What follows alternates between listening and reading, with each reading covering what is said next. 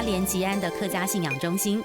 早期附近村庄居民主要以种田为生，五股宫的建成填补了居民的信仰需求。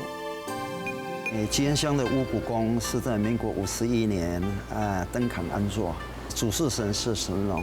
那这边的信仰的信徒呢，绝大部分是我们以农为业的族群，那其中客家人的比例比较高。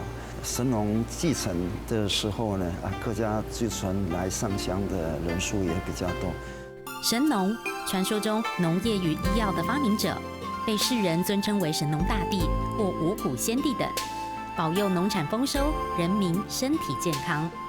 刚好神农是我们这个农业真的在数千年前，他教导我们耕种的技巧，要我们养畜这个牲畜呢，来弥补我们生活需要的物资。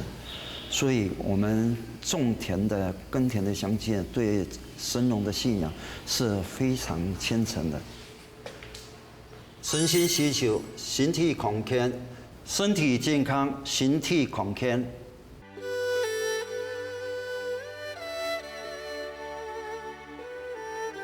民众的一个生活生态的变化呢，已经逐渐从过去的祭拜，转型为一个课语的教学的中心了。庙宇往往是集结文化与向心力的地方。随着社会形态的改变，原为信仰中心的五股宫，转型成为地方客家文化的集散地。透过开设相关课程，凝聚社区团结力，推广客家文化之美。